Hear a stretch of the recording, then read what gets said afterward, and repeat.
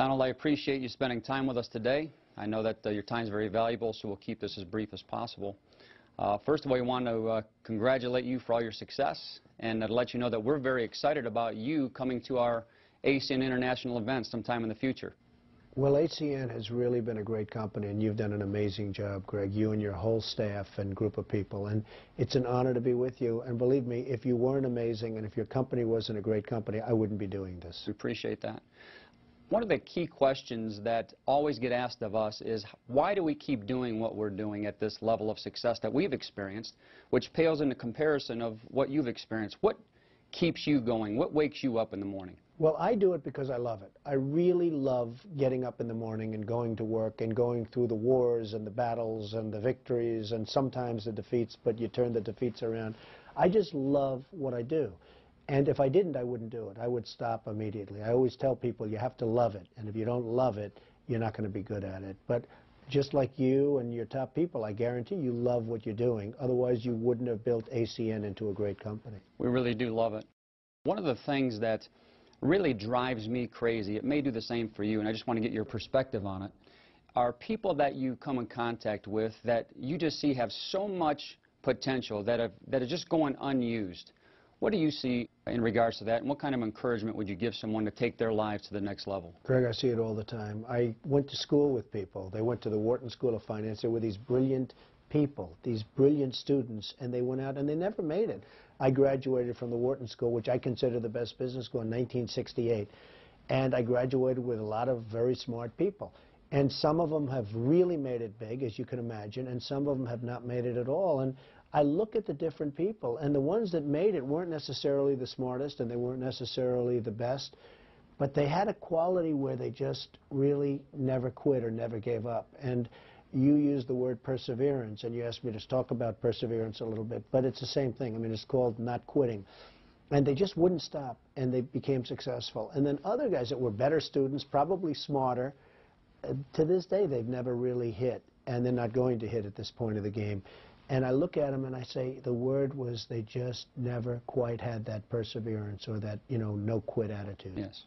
Would you agree that in order to be successful, that one would have to separate themselves from the mentality of the masses, if you will, that you have to start thinking at a higher level? To be successful, you have to have a lot of different ingredients, to be honest. Look, number one, sadly, you have to be born with a good brain. If you don't have that, it's not going to be, but the people you deal with have. But you have to be able to separate yourself. The fact is, you need to separate yourself from the pack. I mean, the pack is the pack for a reason. That's why they're in the pack. Absolutely. It's a terrible expression. And there's nothing wrong with it. I mean, they can be happier than you and I, perhaps, okay? But the fact is, you have to be able to separate yourself from the pack. Yes. One of my favorite sayings is that you cannot be 99% committed to something or anything and have it work. You have to be totally sold out, totally committed, totally excited about what you're doing. Is that the same feeling you have in business as well? Well, it is, and I think with one little caveat, Greg, you have to be able to make that little detour every once in a while, because, I've known people that are 100% committed to an idea and a concept, and if new technological advances come along, ACN comes in with something else, or whatever it might have, you have to be able to sort of flow with that current and go with it. You can't just say, gee whiz. I mean, I've known people that were 100% dedicated and committed to a concept. When they had to make the change in course, they weren't able to make it. So the 100% dedication is absolutely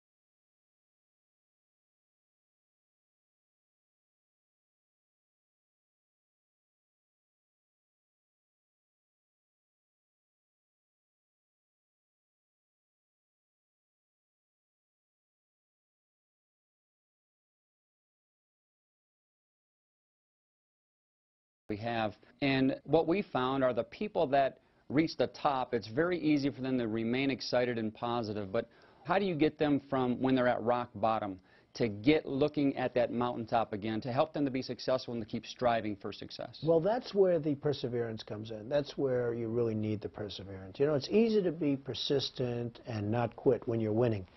But where you really have to go and have that attitude is when you're, look, I had a very terrible period in the early 1990s. The real estate markets collapsed. The world was coming to an end. It was like terrible. It was a depression. It wasn't, you know, they talk about the recession. It was a depression in certain businesses, especially in the real estate business. I have a lot of friends, they went bankrupt. You'll never hear from them again. They went out of business. I went back to work. I didn't quit. I mean, perhaps beyond my brain, I didn't quit. And I worked really hard. I never worked harder, even when I was building the business. And today, my business is bigger and stronger and much more powerful than it ever was in the 1980s. And it was really the word perseverance. You're going to have some bad times. I don't care who you are and what you're doing, you're going to have down times. And that's where the word perseverance or not quitting comes in. You know, we talked about the masses. I'm sure that you've seen it in the many years that you've been in business, of that there's very few people that could ever draw that necessary line where they tell themselves they are never going to go back, they're always going to push forward no matter what adversity that they come against.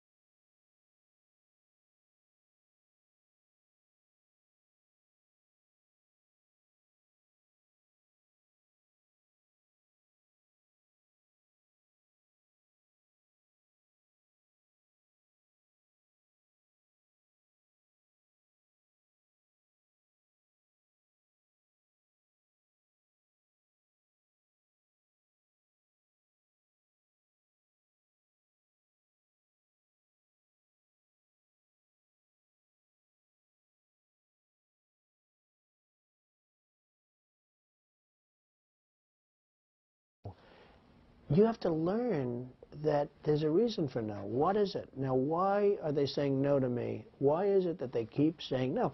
You have to figure it out, because you know what? If they say no and no and no and you keep saying no, maybe you're doing something wrong.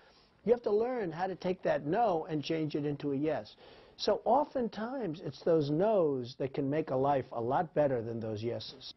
You've written many books, and there's a number of things that you've spoken about in your books. You've shared a lot of wisdom. And I think that's admirable for you to be so successful in business and yet being in a position to want to give back to people, to help them come along to possibly even where you're at. What was the motivation for you writing those books? Well, I've had so many different motivations in my life. I wrote the first book, which is the #1 selling business book of all time. It's called The Art of the Deal. And I really wrote that because Cy Newhouse at the time owned Random House, and he came to see me and he said, would you write a book? And I thought he was crazy. And what it was is he put me on the cover of GQ. This was in 1987 or 88 or something. And he put me on the cover of GQ, and the magazine sold very well.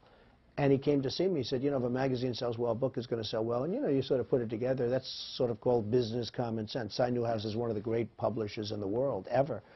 And so I did a book called The Art of the Deal, and it became very successful. And I enjoy doing it. And since then, I've done 5 books, and they've all been bestsellers and #1 bestsellers. And recently, I wrote a book, How to Get Rich. And I wrote another book this year,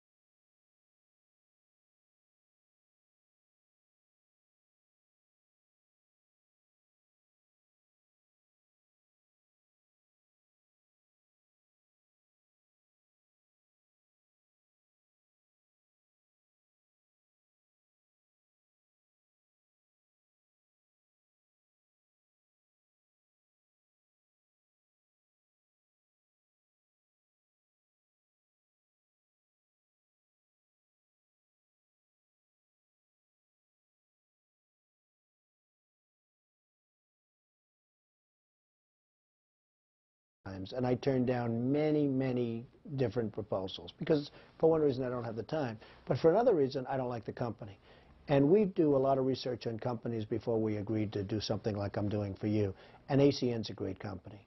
I would say knowledge is so important, especially when you're dealing in high-tech kind of things like you do. You know, with my business, it's real estate. If I get the good location, if I get this, if I get that, certain things sort of work.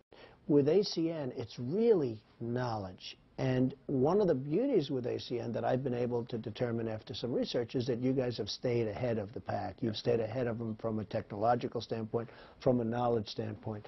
And in your world, I think the word knowledge is so important. And listening to people, even at so-called low levels, they may be there because of their age or something else, but they're so smart.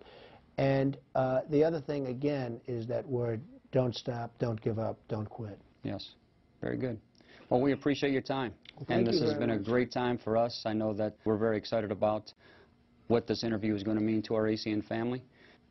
We look forward to seeing you at one of our next international events. Well, I'll be there, and I'm very excited about your company because it's really, you've done an amazing job, Greg, so you have to be very proud. But don't be too proud because, you know, you got to keep it going now, right? We have the ability to remain humble and successful at the same time. That's a great ability. Thank you. Have a good time. Thank you.